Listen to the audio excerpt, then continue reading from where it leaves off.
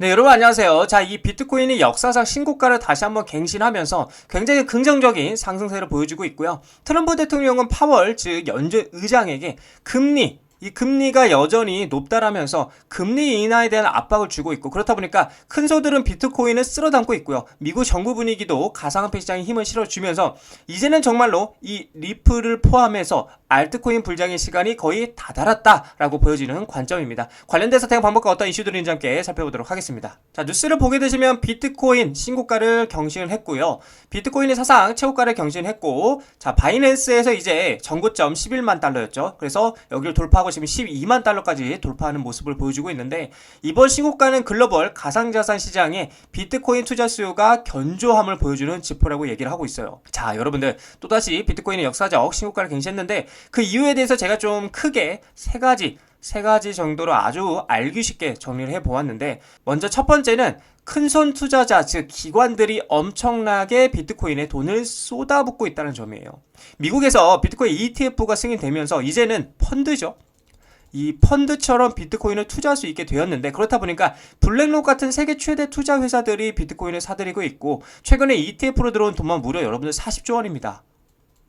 40조 원, 어마어마하죠. 이 40조 원이 돈이 몰렸다라는 거예요. 그러니까 더 쉽게 말씀드리면 큰 손들이 본격적으로 비트코인을 사들이고 있다라는 거예요. 자, 그리고 두 번째 이유는 기업들이 비트코인을 회사 돈으로 사기 시작했다는 거예요. 이게 무슨 말이냐? 미국 회사인 마이크로 스트래티지는 이미 비트코인을 엄청 사들여서 보유 중인데, 이 사례가 굉장히 긍정적으로 보여지고 있다 보니까 다른 회사들도, 다른 기업들도 우리도 회사 자산으로 비트코인 좀 넣자라는 분위기로 바뀌고 있다라는 거예요. 그러니까 말 그대로 고래들의 투심, 그렇죠? 이 투심이 살아나고 있다는 거예요. 이렇게 회사들이 너도 나도 비트코인을 사니까 시장이 더 탄탄해지고 있는 관점이고, 자, 그리고 마지막으로 이제 세 번째는 미국 정치권 분위기도 좋아지고 있다. 미국에서는 가상화폐 규제를 명확히 하려는 법안들이 나오고 있는데, 특히 스테이블 코인 법안이나 비트코인 전략 보유 정책 같은 이야기가 나오면서 투자자들의 안심을 하고 있다라는 거예요. 투자자들의 이제 관점에서는 미국 정부도 암묵적으로 비트코인 인정하는 분위기야, 이러면서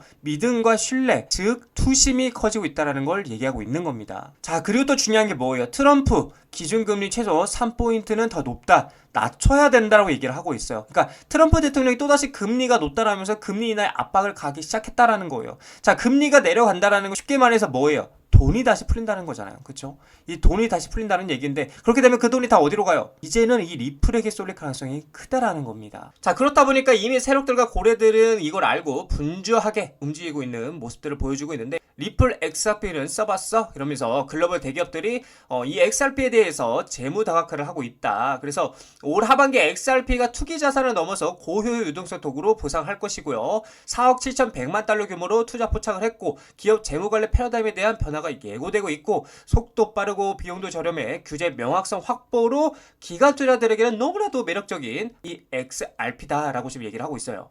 자, 그렇다 보니까 여러 기업들이 어떻게 하고 있어요? 공식적으로 자사 대차 대조표 XRP를 할당에 발표를 했고, 비버파워 인터내셔널은 3호를 통해서 1억 2,100만 달러 조달을 했고요. 그리고 미국 의약품 유통업체인 웰지스틱스 헬스는 XRP 인수를 지원하기 위해서 LDA 캐피털로부터 5천만 달러 규모의 주식 신용한도를 확보를 했고, 또한 6천 개 이상의 약국으로 구성된 자산 네트워크에서 XRP 기반 결제를 사용할 계획이라고 밝혔다. 그리고 웨브스 인터내셔널은 국경 간 지불 인프라 강화를 위해서 XRP 재무준비금을 구축하는 것을 목표로 3억 달러 규모의 부채 자금을 조달하기 위해서 SEC에 어떻게 신청을 해놓은 상태이기도 하고요.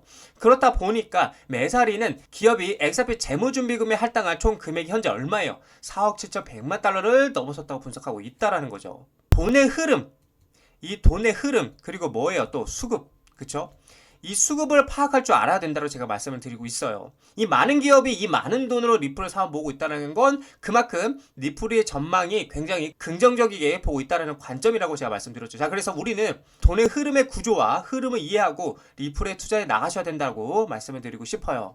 자, 리플 차트를 보게 되시면은 제가 계속 여러분들에게 말씀드렸죠. 3,000원짜리를 강하게 지지하고 있는 것 같다. 이제는 이 박스권 상단부인 3,250원짜리, 즉 요 라인을 돌파하러 올라갈 가능성이 크다라고 말씀드렸습니다. 근데 역시나 말하자마자 어떻게 됐어요? 바로 돌파하는 모습 보여주고 있고, 이제는 우리가 쉽게 생각을 한다라면 3200, 그러니까 종가 기준으로 3250원짜리 위에서 안착을 하고 마무리가 된다라면 상방 스탠스로 이제 가져갈 수 있는 길이 완전히 열린 것이고, 근데 반대로 종가 기준으로 꼬리를 달고 다시 한번 3250원 아래로 떨어지게 된다라면 다시 한번 3000자리를 리테스트하러 떨어질 가능성이 있다라는 것도 여러분들 참고로 하셔야 돼요. 그래서 쉽게 생각하면은 종가 기준으로 3250원짜리 안착했다, 그러면 4000원짜리까지 열려있다라 볼 수가 있고, 반대로 꼬리가 달리고 다시 떨어졌다, 아래에서 떨어졌다 하면은 3000원짜리까지 리테스트하러 떨어질 가능성이 있다는 걸 여러분들께서 참고를 하셔야 된다라고 말씀을 드리고 싶습니다.